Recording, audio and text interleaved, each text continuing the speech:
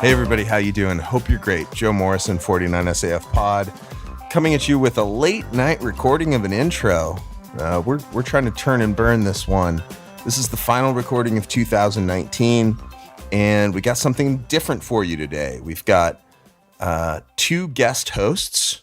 That is the 49SAF's associate, Aaron Baca, and the advisor to the 49SAF, one of nine, Kevin Croy. These two interview Nolan Klauda and Gretchen Fauske at the University of Alaska Center for Economic Development. And they're interviewing them because of something new and something cool and something great for Alaska entrepreneurs that's coming out in less than a month. It's called Upstart Alpha. And Upstart Alpha is a startup accelerator that takes place over 4 months. And you do not have to be a university student to get involved. You get paid $1,500 as a small stipend.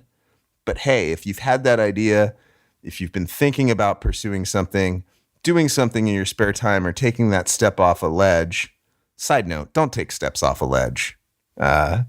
Keep your day job for a while. Prove stuff out. Make sure stuff works before you take on risk. Mitigate risk. But anyway, this is a program that can help you mitigate risk. This is a program that can help you figure out how to actually execute that idea that you've had. Upstartalpha.com. So 2 deadlines to remember if you're applying for this. December 19th is the priority deadline. So if you can pull together your application quick, they'll go through the first batch of applications after December 19th. University students get priority, but you do not have to be a university student. However, if you're involved with the university some way, maybe you're an undergrad, maybe there's vocational ed, maybe you're pursuing your master's degree, that's helpful.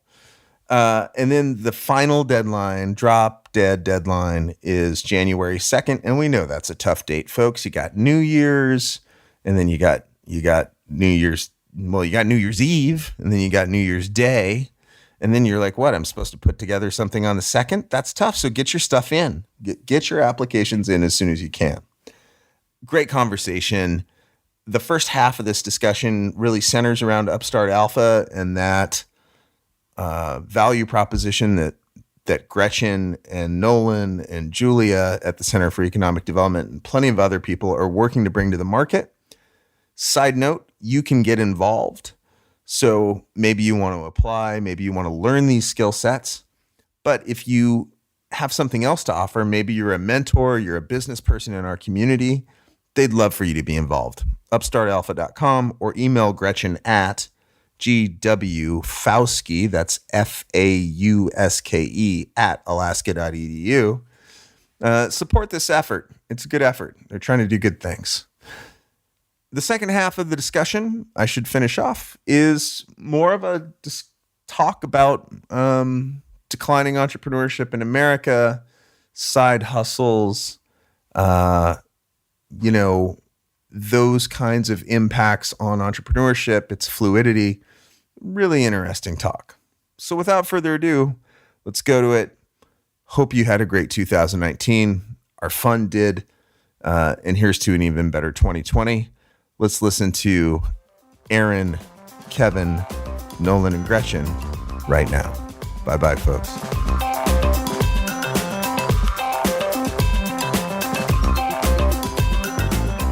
All right. Welcome, everybody. My name is Aaron Baca. I'm an associate at the 49 State Angel Fund, the Municipality of Anchorage's venture capital fund.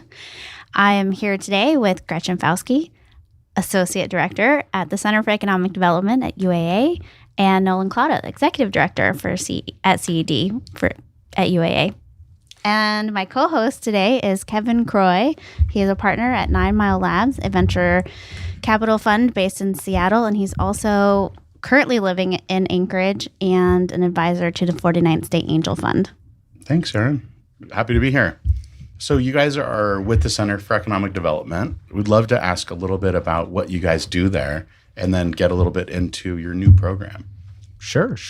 So the Center for Economic Development is a part of the university system, and we're kind of in some ways a peculiar part of the university. We don't teach for-credit classes. We don't perform academic research of the kind that gets published in a journal, but we are really within the function of public service. So we exist to engage and support economic development in a number of different ways. We do a lot of applied research work that's intended to help guide action in terms of economic development. We assist communities with technical assistance needs and with planning.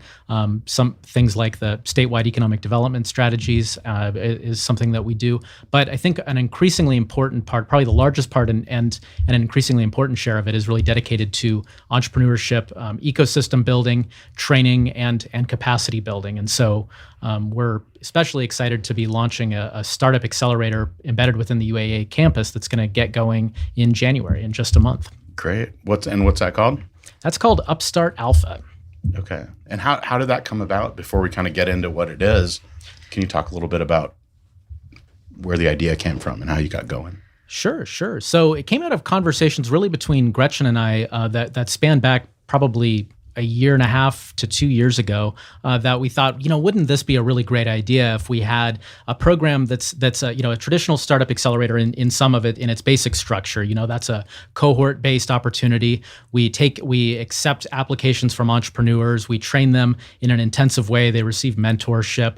They receive guided assistance to help grow and scale their businesses, to really compress, ideally, what I like to say, years of learning into a period of about 4 months. And so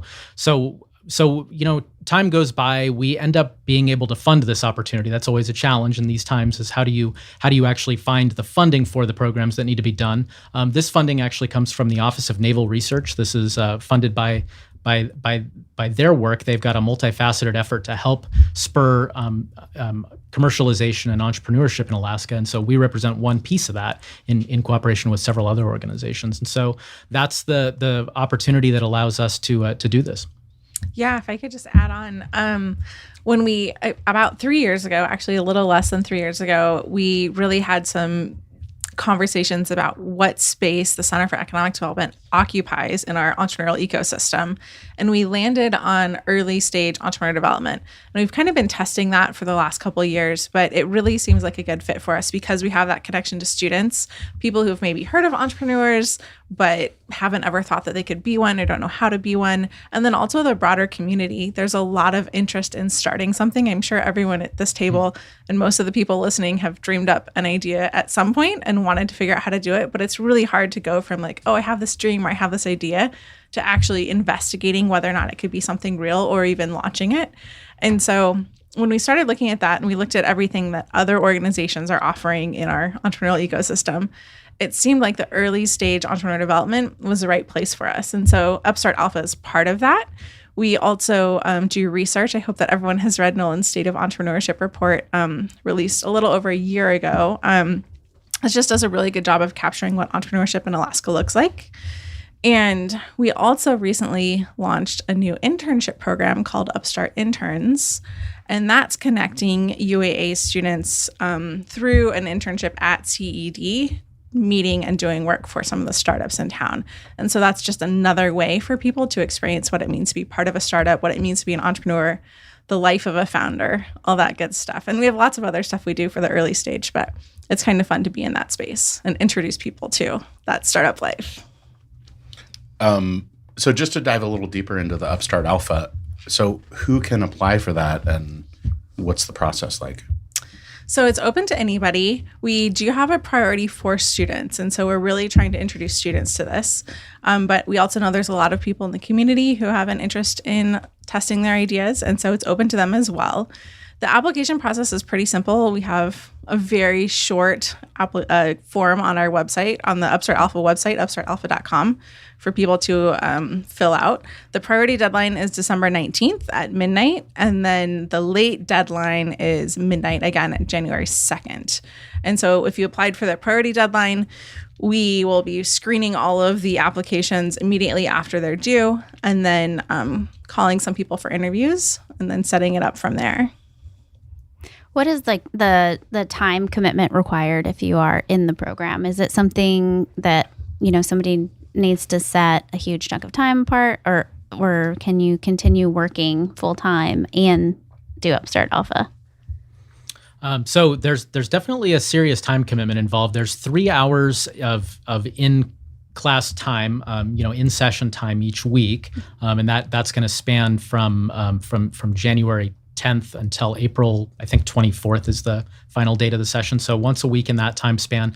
But really, there's a lot of additional work that happens outside of that. So we don't necessarily, at least I don't think that we have an exact number to put on how many hours per week that is. But it's a pretty serious time commitment because you're expected to do a lot of work. There's homework. There's also a lot of. We want to see a lot of customer discovery interviews and customer discovery outreach happen during that time. And that's really stuff that, involves a lot of, you have to make the time to have the conversations, have the meetings in person or phone conversations to do that type of work. And so you're talking about a pretty serious time commitment. And by the way, something I would add too is that we do pay the participants. Actually, there's a $1,500 amount, call it a stipend, over the course of time that they're involved. So that's something that does represent a little bit of a, it helps to defray some of the costs that are involved and to help to cover some of the time when people are forgoing, some employment opportunities or other things. It helps to at least, put something towards that. Is that stipend on a per team basis or per person? It's a per person basis. And so, yeah, if a team consists of 2 or 3 people, each individual will get that. Great. Wow. Yeah, it's interesting you asked about teams. We're eagerly monitoring applications. So every day we're like, oh, we have 5, we have 8, we have 12. And it's very exciting. We expected a lot of teams to apply. And so far, we're mostly getting individual founders who might have a team, but those members aren't able to be part of it. So it's going to be really interesting to see what the final makeup of the cohort looks like. And what's the stage of the idea? So do the people all have an idea, or are there people who just know they want to be an entrepreneur but don't have a specific idea yet? So we're open to both. The majority of applications so far are people with an idea saying, I have an idea, I don't know what to do next. Yeah. Got it. Yeah, one thing that we get asked about quite a bit is is there a certain vertical or industry of focus for the accelerator? And we've intentionally at this point kept it open. We're trying to recognize that early stage entrepreneurship, especially among students or really among the community at large, is not overly concentrated in any one particular area like software development or like renewable energy or any number of other areas. And so we're really making a lot of effort to meet them where they are, to meet the participants where they are with whatever type of concept that they're pursuing. And from there, in future years, if we feel like we can define a more precise vertical or focus area, we're able to do that. How many folks do you expect to accept, and what are the kinds of things you'll be looking for when you make your decisions? So we'll accept 12 individuals, and that number will grow a little bit in future years. So that's what we're starting with, for this pilot cohort. And I'm sorry, I blanked on the. And then what was the decision-making criteria look like? How are you going to make the decision? Oh, right. So one is we're going to be doing, and we've got an application where we ask them about what they want to learn out of the process, what they've done in the past. There's a lot about if they've executed on something that requires, focus and commitment. We want to see something like that. We also, we want to see that certain evidence of coachability. Are they able to accept feedback and learn from that? So, but especially we really want to see commitment to it. I think that's probably the most important thing. Gretchen could probably add additional detail to that. Yeah, actually, you covered it really well. But one thing I wanted to make sure that we noted was we're piloting it in person in Anchorage this year, planning to expand to statewide. So figuring out some sort of distance delivery solution to serve people in Fairbanks or Juneau or elsewhere, just to broaden our reach. Great. And what are the expected outcomes for you guys? What do you hope to accomplish? That's kind of fun. We've talked a lot about this, and Nolan can jump in and add on. It's always funny when you're talking about an accelerator, right? A classic accelerator is like, we want companies that are highly investable and will have a great return and are scalable and hire a bunch of people. And we're not taking a percentage of ownership. So we're not actually looking to make money from these companies. And it would be really cool if people ended up hiring people locally and skilled, and that would be great. But the thing that we're really excited about is teaching people about entrepreneurship, giving them that introduction to what it means to be an entrepreneur. Some of the concepts we're teaching are the lean launch method of build, test, learn, prototyping, the importance of pivoting, all that good stuff. And so, I mean, for me personally, my outcome is someone coming away versed in that language and developing an aptitude and excitement for either becoming a founder or supporting other entrepreneurs, or even recognizing this isn't for me, but hey, it's really cool for other people, and even failing a little bit or a lot. I mean, who knows? Nolan can jump in there a little bit more, but it's going to be really fun to see what happens. And part of it is we don't know. This is our first time. We're testing as we go as well. Yeah, we talk sometimes about growing the entrepreneur and not necessarily just the startup, right? That training of that individual person, whether or not the concept that they take through our accelerator is the thing that they do for the rest of their life, it's less important that it's that startup than that we've onboarded a skill set there that can help them and set them on a path that may be productive for them. Something that's really interesting is that some research that I've seen recently shows that among people in their 20s, about 60% of them identify themselves as being entrepreneurs or entrepreneurial, but the actual numbers of young people starting businesses are extremely low. Actually, it's a tiny number of entrepreneurs are under the age of 25, well under 1%, but only in Alaska, only about 6% are under 35, right? And so we actually see these numbers declining over the last few years, or over the last couple of decades, that fewer young people are starting businesses than used to, and so there's this huge gap, and there's a lot of research on why that might be, and not necessarily a lot of conclusive answers. There's some thought maybe that student loan debt, if you have a lot of debt, then you don't have the ability to invest in a business or put savings to a business, and that may be some of it. But we do think that a lot of it is that there's a difficulty in actually starting and taking those initial steps. And so this is something that's sort of a pathway to maybe get people onto understanding entrepreneurship, or maybe to break down some of those fears and actually empower them to pursue entrepreneurship and show what that might look like, and with the right amount of guidance involved and the right amount of support involved, and to give them the freedom to actually do that. And so that's where we think it's really exciting to actually to kind of unleash hidden entrepreneurial ambitions that might not get realized otherwise. Yeah, super exciting. And I'm sure from where both of you sit, we've heard things from investors saying there just aren't enough investable startups, or, we just haven't found anyone we want to invest in. I'm not sure if you guys have heard these things or said these things, but we've heard it out there. And so our hope is long-term, we're reaching people in, not everyone who's applying is in their 20s. Some people are much older, and that's awesome too. But reaching people in this early stage entrepreneurial realm so they can grow up and work on their companies or found new companies or do something else, and then someday be investable by people like you or other funds in town, or maybe they can be part of Launch Alaska or other things, but hoping to grow our ecosystem here. Yeah, that's awesome. I don't know if you were able to make it to Startup Weekend or the final pitch day or the launch. I was event. in Hawaii. Oh, that's right.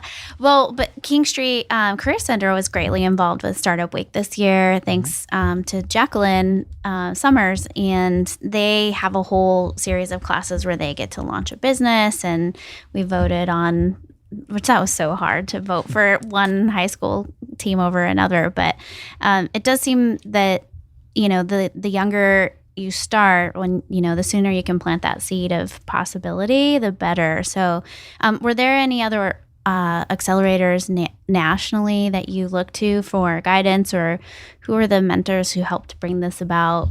I know it's been a heavy lift on everyone's part, so if there were a best case scenario or somebody that you look to, or another organization you look to as inspiration. Sure.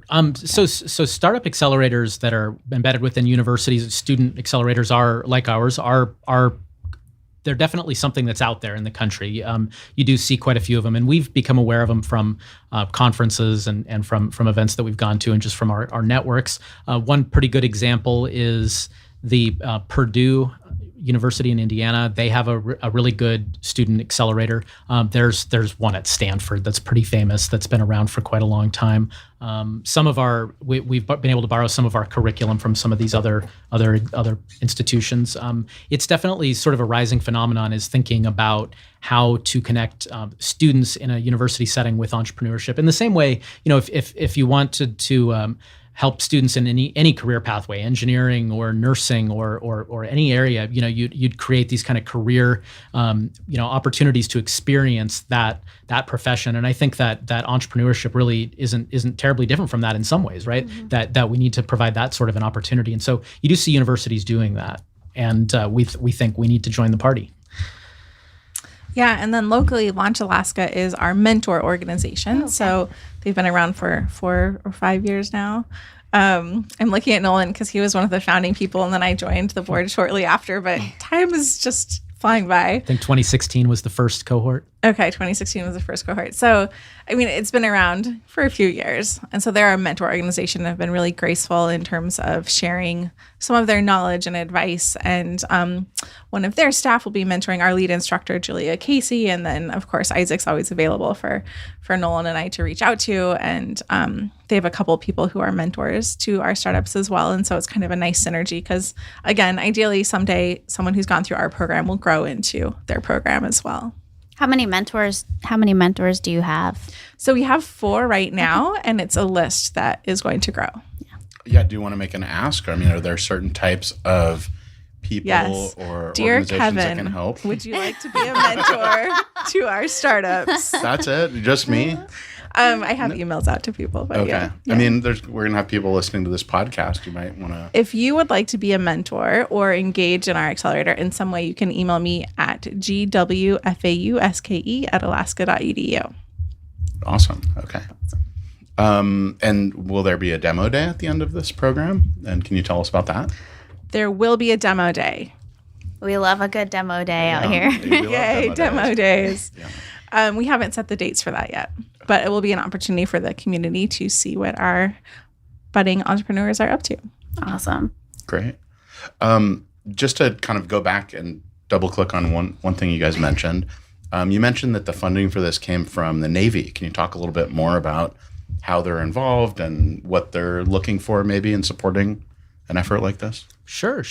So, the Office of Naval Research is a big funder of technology and of sort of new and innovative ways of doing things that relate to the military's mission, and they actually support a bit more than just the Navy, and so they go far beyond what you'd think of in terms of maritime or ship related systems. So the Office of Naval Research has a long-standing relationships with universities around the country, and so they fund a lot of research that goes through universities, and sometimes that becomes commercially viable. A lot of it does relate to energy. The military in general is always interested in energy systems. They use enormous amounts of energy in all sorts of what they do. So they're always interested in ways that they can get remote energy systems that are reliable, that maybe don't depend on fuel. So they've had a longstanding interest in that. But going along with technological development is that technology in itself doesn't go anywhere a lot of times if it doesn't have a market driver, right? It's sometimes where the true innovation happens is when a piece of technology meets a market need, and then it further develops from there, right?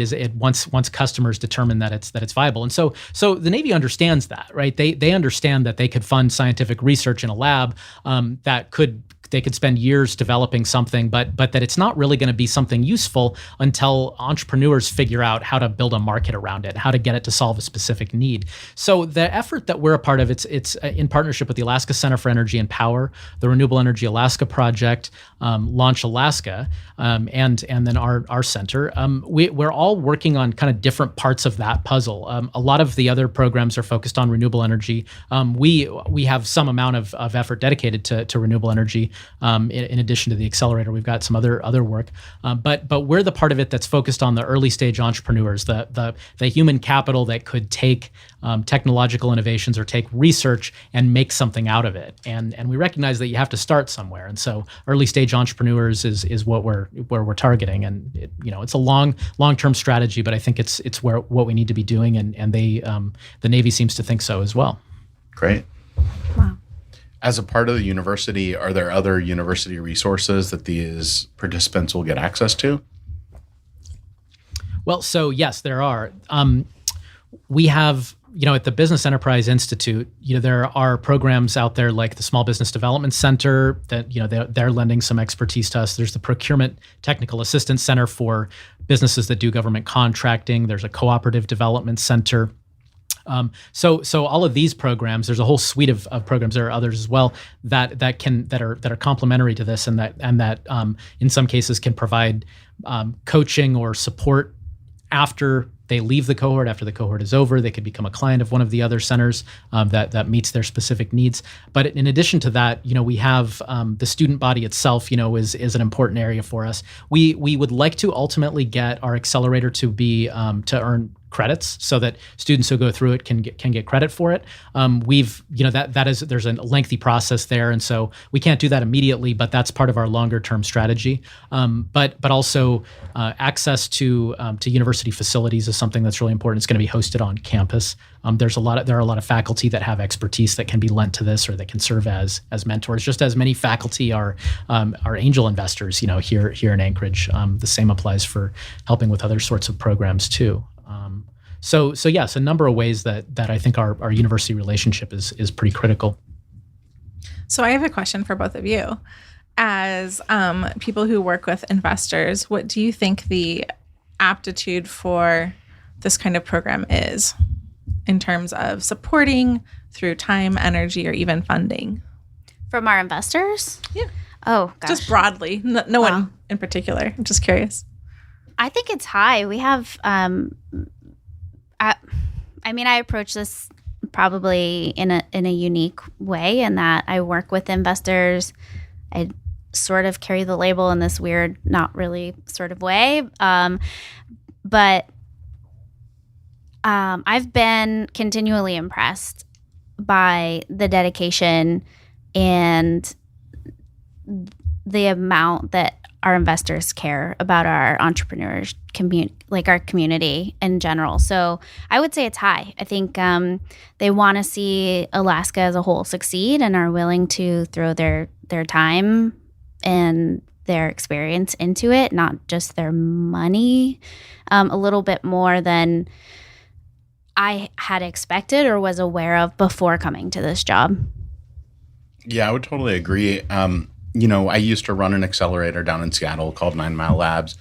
And one of the things that was really interesting through interacting with those mentors is, we had these executives with all this great experience from these big corporations or launching a startup and raising it through several rounds of funding and exiting.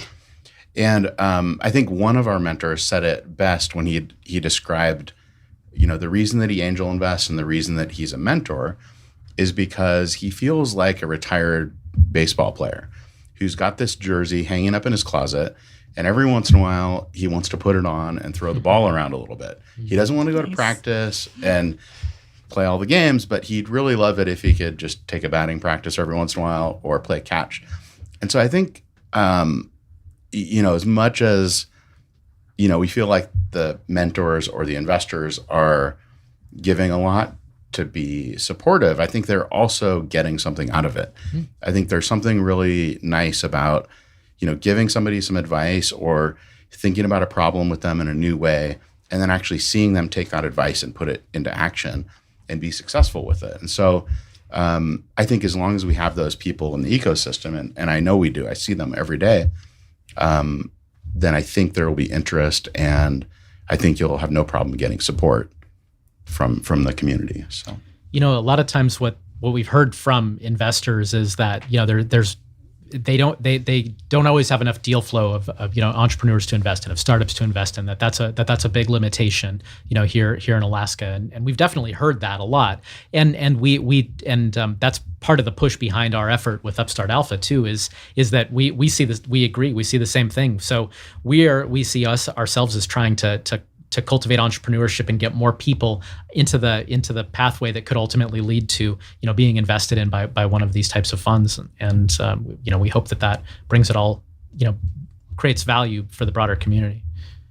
Yeah, I think that's super important. I mean, it's never been cheaper or easier or faster to be able to start a startup.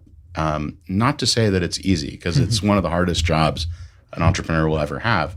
But compared to, 20 years ago, 30 years ago, 10 years ago, I mean, it's considerably easier, with software as a service and open source software and things like this. It's, the bar for starting and launching a startup and being successful has been lowered, but it's been lowered for everybody, which, adds some competition to the mix. So anyway, I'm glad to hear that you guys are doing this, and excited to see the students or the participants, whoever they are. I mean, can they be non-students? They can. Yes. So students are the priority for this. But we have set aside a certain number of slots of the 12 for non-students, and we think that there's some good mutual learning opportunities there too, where the non-students are likely to be people that have a little bit more career experience under their belts, and a lot of our students are non-traditional students too, so they may be of any age or background, but we think that helps to promote a more diverse cohort, students and non-students together. It's also not tied to any specific major. They can be graduate, undergraduate, voc tech, non-degree seeking, anything. We're really keeping that fairly open, recognizing that entrepreneurship doesn't come from one particular pathway. It's likely to come from all sorts of levels of career training and educational attainment. That's great.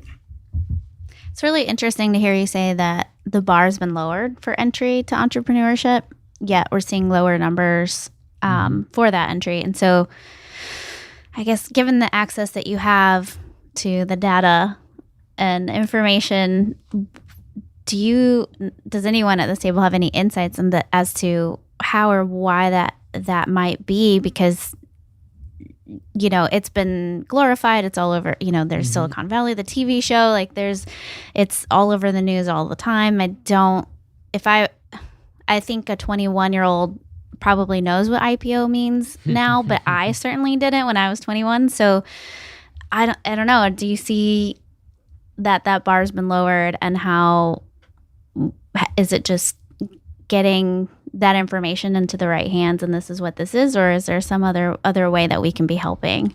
It's really an interesting conundrum, because I think that I agree with what Kevin's saying, that if you want to be, to launch a mobile app, like a lot of startups are app companies, they figure out a way to monetize something cool that you can do on your smartphone, it's the barriers to doing that are fairly low. Some basic programming talent, you have to have some know-how, but there's a platform there. You can get onto an Android store, the Apple store, you can find, a lot of the information about how to code is out there. But I think that it is interesting, in spite of all of that you do see fewer young people getting into entrepreneurship, and that does create something of a challenge. I think some of it is that entrepreneurship in general, favors a little bit of experience, right? I think that there's some good reasons for this, right? You're likely to be more successful if you've worked for a company and you've seen how things work, and you've maybe developed a little bit of insight into how things could be done better, and then you start your own company. And you also, by that time, 40 is about the average age when someone starts a business, by the way. And so by age 40, you've had a bit of career experience under your belt. You've also had a chance to amass some savings, right? And so the experience in an industry, the savings opportunity, a chance to mature some of your thinking about how things could be done better, that's where a lot of entrepreneurship really comes from, right? And so people just out of college haven't quite had the opportunity to do that. But why has it gone down over time? Some of it could be, as I said earlier, about student loan debt. The indebtedness of the average college graduate is higher than it used to be. That's definitely makes it more difficult to put money into a startup. Most businesses that get started, overwhelmingly the biggest capital source is your own savings, right? And if you don't have the chance to do that because you have student loan debt in your early career, your wage earning is its beginning. It's not you haven't nearly reached your peak. Some of those factors might be contributing as well. So it's something that does represent some interesting an interesting dilemma, I think. Why is it that entrepreneurship is glorified? Barriers to entry are in many ways low. People self-identify as entrepreneurs, and yet the startups just don't quite materialize. There aren't firm answers to it. There are guesses. There are educated guesses, but not a definitive answer to the question, I think. Yeah, I don't really have an answer. I have observations. I think when we say the bar has been lowered, it's been lowered for some people, because we do talk to a fair number of people who say things like, oh, I'm not like that kind of person, or I've never thought of myself as an entrepreneur, and they just haven't, like you said earlier, Aaron, something about sowing the seed of entrepreneurship or something like that, the seed of possibility. They haven't had that. And so even just imagining themselves as an entrepreneur or deciding that it's a path that could work for them is just not there. And so that's another thing we're hoping to do, is get people excited and maybe introduce them to the concept. And then there's other things. When we talk to some entrepreneurs, especially entrepreneurs who are maybe not men or people of color, they feel like they experience different barriers in our community as well. And that's a really layered, nuanced conversation that I'm probably not ready to have today. But I do think that the bar hasn't been lowered for everyone, whether it's through funding or bias or just not knowing it's a possibility. That's also a challenge that many people are facing. Absolutely. I'm glad you brought that up, but I fully agree with that. Me too. Yeah. And when I say the bar has been lowered, I think I don't think it's been lowered to the same level for everybody, which I think is your point. But I guess regardless of who you are, if you're trying to do something today, it's easier than it was 20 years ago, I guess. Absolutely. General point. Yeah. I agree with that. There's so much technology. I mean, you can build a great functioning website in like 30 minutes. It's amazing. Well, now there's almost an oversaturation of access, so people are needing to come up with new and different ways to access the audience or customers that they could. 5 years ago it was like you just throw an ad on Facebook, and now it doesn't have the same efficacy that it used to. So. Yeah, I think people are more aware of like, that feels scammy to me. Just not going to participate. I think one observation that I've had in the startups that I've seen, and through our fund, we've invested in almost 100 different early stage startups. And one of the observations is that the ones who are the most successful tend to be the ones who not only have the experience that Nolan was talking about, but actually had an insight into a really important problem. And so I think it's somebody who's sitting on this factory line, seeing them do this thing in a really dumb way. And every day they're like, why the hell are you doing it this way? Like, why doesn't somebody do it this way? And those people bring it to their bosses and they say, what about this? What about that? And they get shut down because that's not the way we do things here. And what sets an entrepreneur apart from an average person is an average person just takes that and says, okay, I'll just do it your way. An entrepreneur can't not do it. They just have to leave. They will move mountains to make it happen because they just see the world in a different way, one that doesn't have this really stupid problem in it.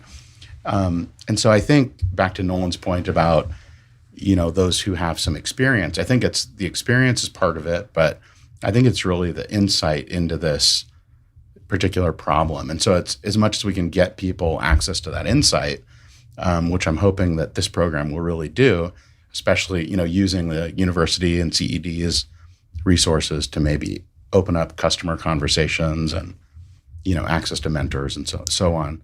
Yeah, I would love that.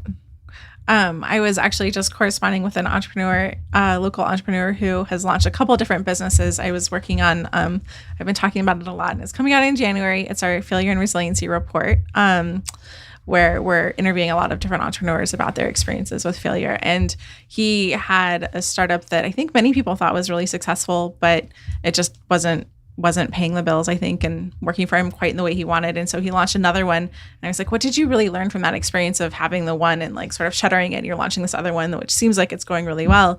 And he said, people, it really, and we've all heard this so many times, but it's worth repeating, it comes down to solving that pain point. It's like, they're not even going to pay for the cool factor. It's not just like a nice to have or, oh, that's really cool. People aren't going to pay for that. It's when you're solving a problem, that's what they're going to pay for. Mm-hmm. And again, I've heard that so many times, but it's always nice to remember. And then I think about all my pain points, right? Like who invented Venmo? I know it's part of PayPal, but I'm like, that's brilliant. How many times have we all sat around the table arguing, like trying to like doing the math, the split of the check, or like, oh, I owe you $20, or oh, I'll get you back later, or whatever. And then now you have Venmo and it's perfect. It's just, there you go. It's all done. And I'm like, who invented these amazing things? It's all pain points. Anyway, that was a tangent, but no, but I think something it's on my important. mind. I think it's important. The other observation I think in that is that even though PayPal existed and technically it solved that problem, there was still a new business to be had in like a subset of that problem, which is like very specifically this like payments to friends and stuff like that. And so I think it's like PayPal, but a social media app. Like, yeah, exactly. Quick and easy. And yeah. You can make sure your friends are paying the rent on time, even the one it puts a totally different spin on it. Yeah. And I think there is like a trap that some entrepreneurs fall into, and myself included early on, is, you have this idea and then you start doing research to see if it exists in the world, and you see something that looks pretty much like it. And a lot of entrepreneurs just say, oh, that already exists. Okay, move on to the next thing. But to give you an example, I wanted to start, this was back in like 97 or 98. I was trying to help a company set up an e-commerce website. And it was really hard. They didn't know what to do. There were no platforms out yet that did this. And I thought, wouldn't it be nice if there was an easy way that people could use a web browser to answer some questions about their products and the categories, upload some pictures, and then we could build this little store for them. The store could be part of almost a mall of kind of mom and pop stores. And so I had this kind of vision in my head. And I didn't really find anything out there that looked like it until one day Yahoo bought this company called Viamall from, they bought this company called Viamall for $80 million or something at the time. And I was like, well, this thing is way better than I was imagining. Now it's going to have all of Yahoo's resources. And so forget this idea. I mean, I kind of convinced myself that e-commerce was solved in 1997. I mean, since then, we've had Amazon.com, which is you could be Jeff, which is a much bigger version of the vision that I had. But still, that was still early. I mean, we have Shopify, we have so many e-commerce platforms now, and so that problem is still not solved. Like, it will be solved better and better and better. So I just hope that entrepreneurs listening won't give up when they see something that seems pretty similar. They should look at it as a confirmation that that's a real problem and hope they can innovate on it. But yeah, we love that. Right. Yeah. Right. What if Steve Jobs turned away from unveiling the iPhone because the BlackBerry was already out there? Oh, someone got there first. Right. Totally. Exactly. Yeah. I wonder, and maybe Nolan, this is a request for your next state of entrepreneurship. But I wonder, as we think about kind of how entrepreneurship changes over time, 10 years ago, this notion of side hustle didn't exist, right? And so how does the side hustle? I mean, now everybody's got a side hustle, right? They're flipping products on eBay, or they're driving for Uber or Lyft. How does that kind of play in, and at what point do those people, kind of cross over into being entrepreneurs? Not all of them, but some of them. Right. That's definitely an interesting thing, the side hustle or the gig economy, and what's its relationship to more full-time entrepreneurship? Is it a gateway into, into just being self-employed on a more full-time basis? Is it always a gap filler? And I think that's going to be a really rich area to understand better as the years go by. I don't think we quite know yet, but I think that you do have a lot more of a comfort level in the labor market with self-employment, or with sort of making your own way without a 9-to-5 job that gives you a paycheck every 2 weeks. And I think that's something that's interesting. It's a less secure thing in a lot of ways, but also one that enables and empowers people that have maybe a higher appetite for risk and some of that entrepreneurial inclination. There is this notion, really quick, just to kind of piggyback on that. There is this sort of generally accepted notion that, if you work for a big company, you've got this stability, right? This job security. And it's not always true. It is kind of a myth. I mean, we all know sort of what's happening with the university and the budgets and all that. And so there's decisions like that can affect, stability, right? But then even inside private corporations, I've been in meetings before where they just said, okay, we've got to cut headcount by, 20%. So look at your teams and tell me who's going. And all those people are sitting there feeling like they have a secure job, but their heads are on the chopping block. They just don't know it. And so I would almost argue that an entrepreneur who figures out a product market fit and actually builds a business has far more job security than somebody who is working for somebody else in some other company. Oh, that's a very interesting way to think about it. I think, there's probably at a certain point when the entrepreneur is established, or when they get enough momentum under them, or when they have revenue coming in, where that's probably true. But we definitely know that businesses fail at pretty high rates, especially in their first few years. So at what point is the entrepreneur facing less risk than the salary person? Something that could be very interesting. Yeah, I did qualify it with a product market fit. So product market fit is hard to get, but once you get it and you've got revenue and you've got your costs in line, once you get to that break even, your company has unlimited runway. So it's pretty powerful situation. Sure. How often does that happen? It's not often. I mean, it's hard. And is there like a saturation point too, where we need a certain number of non-entrepreneurs to keep support? Just a question, because we certainly want as many as possible now. But man, when you have a good employee, it's also, there is some job security in that to a degree, right? If you're good at what you're doing and you're contributing meaningfully to the organization as a whole, and usually the person you're working for is an entrepreneur. So unless you're in government, but yeah, it's just interesting to think about. I mean, people have different aptitudes, right? Some people are just like, no, corporate life is for me. Yeah. That's where I want to be. Other people are like, I just want a job where I can, pay the bills. I work to live. I don't live to work. Other people want the career that's all consuming and that's all they can think about and they have a passion for. Yeah. Other people want to be the risk takers. And I mean, I've seen the serial entrepreneurs who, I'm not sure it's a lack of a product market fit, but maybe it's like the excitement of starting something new and always having the new idea and always pursuing it. I feel like, I don't know. I feel like our world is made up of so many different kinds of people, and it's what you want is to have this like diverse, flourishing community of people. And then if you want to go back to like economic stuff, we can talk about job churn, creation and destruction. No one's the guy for that, but sure. Anyway, it is fun to think about all the different people and how it balances out, that kind of thing. And I think there's a role for all those people. Yeah. Like clearly we need workers just as much as we need entrepreneurial risk takers, Yeah. But I would say something interesting about this too is that it's often been in the past, like we've tended to assume that people are sort of like entrepreneurs or they're not entrepreneurs, or that you're sort of are or you're not, and we do find like in looking at the data on entrepreneurship that there are a lot more people who do make the leap where they go from being the full-on career company person to being the entrepreneur. And so there maybe is more, fluidity than we often think, like that typical 40-year-old entrepreneur, that like average one is somebody that's mostly spent their time working for someone at a company, right? Probably achieving or potentially achieving a fair amount of career success, and doing well within an organization, and then leaving because they have a better idea about how to do things. So it's good to think about how these categories are not necessarily rigid.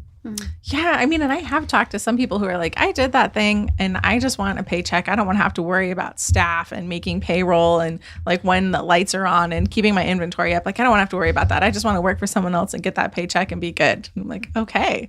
And there's just, that back and forth. I think that fluidity is a really interesting thing of you might be working someplace and then you have a side hustle and then it becomes your real thing and then you're tired of it and you're back at the corporate place. And I don't know, this is like totally obscure and like going back. But to me, if you look at today, it all comes down to a little bit of like your personal branding, right? Because the through line is you and what you offer. And so if you're looking at a long-term career, knowing there's going to be more fluidity and you might be jumping from industry to industry or self-employed to working for a corporation or something, all of that experience combines to add value to you as your own person or your own brand. And how do you pull that all the way through? I don't know, just rambling now, but it's interesting to think about. And if you have a strong personal brand and you're launching a company, that can really help you there or hinder you, depending on what it is. Right. Yeah, I often think of entrepreneurship as kind of entrepreneurship versus like kind of just career track as sort of the tortoise and the hare. It's like everybody wants to be the hare, but we all know that the hare never wins. Right. The thing is, in entrepreneurship, the hare wins sometimes. It's still a risky proposition to make that jump. And so that's kind of why I go back to that. It takes a special person, driven by something more than just, hey, I want to be an entrepreneur. There's a VC fund called Floodgate Capital in the Bay Area. And they describe their kind of ideal entrepreneur as a thunder lizard. And it's like they Please explain. What's a thunder lizard? Yeah. And they'll do a better job of explaining it than I will right now. But essentially, it's this kind of mythical creature that will cross oceans to accomplish its mission. It will do whatever it takes. It will rip down walls, walk through buildings, do anything to accomplish their goal. And so I think if you sort of overlay that sort of thunder lizard, idea on top of the tortoise and the hare situation, it's like, okay, it's not a regular hare, it's a thunder lizard hare. And it will beat the tortoise every time if it's the right person, the right opportunity, the right time. There's a lot of ifs, but I think that's what makes it so interesting. That's exciting. I also think I do agree with you. I do think the concept of like overnight success is ludicrous because the people who've like, oh, it's a new person, overnight success, look, they made it big. They have like 10 or 15 years of just grinding it out to make it to overnight success status. Yeah, and 3 failed attempts before they started this tenure process. Yeah. Right, exactly. You often come across the entrepreneur, who comes maybe to our office, wants to get help with a business plan or something like that, or wants to tell us about their idea, and they've committed the sort of fault of they've got this idea that they're pretty convinced is a really good idea. They think that the concept is the hard part, and now they just need to cash in. So now we just need to. They're like, oh yeah, well now I just need to hire a CEO or someone to get this all done, and then I'll just sit on the sidelines and collect my pay. And it's like the idea is not the hard part, right? The execution is the hard part, and it's that drive and the willingness to put years and years into this thing and to be responsive to the market and to understand customer needs. That's the hard part. It's not that you came up with the idea with the e-commerce platform or the mobile app that does this or that. The execution is the tough thing. Right. Yeah, not for the faint of heart. Right. That's for sure. And the fact that the idea is probably going to be wrong, or at least it will be different ultimately from what you think it is now. So that's right. It is hard. You got to get in there. Pivoting is important, right? Yeah, absolutely. Right now, I'm hoping you'll invite us back to talk about failure and resiliency and mental health stuff too. Once we launch our report, because I have so much I want to say, but it's not on topic right now. Oh, I really want to hear it too. That's a teaser for next time. Well, thank you both for coming in. This has been a fascinating conversation. Against some of I know I'm going to make Joe so happy by asking you this question, but to close out the conversation, I have to ask both of you, what cheesy pop music are you listening to when you get into your car and drive away from here? Oh, I can answer. So I have a 90s pop Pandora station that I've been listening to. And so it features a lot of Lou Bega, Alanis Morissette. So there's some Third Eye Blind that comes on in there. It's pretty bad. Awesome.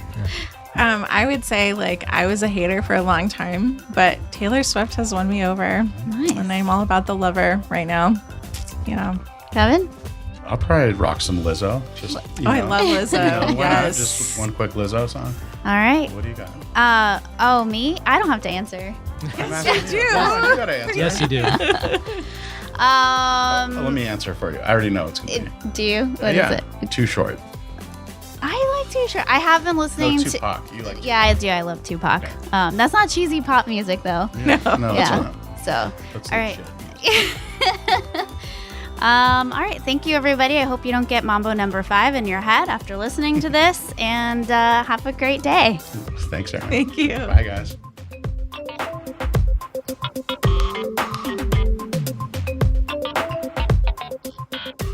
I have a burning question. I've been dying to ask you, Nolan. Do you have a Bichon? No, Oh. we don't. We have 2 He poodle has- mixes. Oh, it's a poodle. Okay. Yes. One of them is a poodle. We think Chinese water crested mix or Chinese crested mix. Okay. He has 2 dogs that wear sweaters. They do wear sweaters, and I have nothing to do with the sweaters. That's all. That's all Michelle. That's all my wife.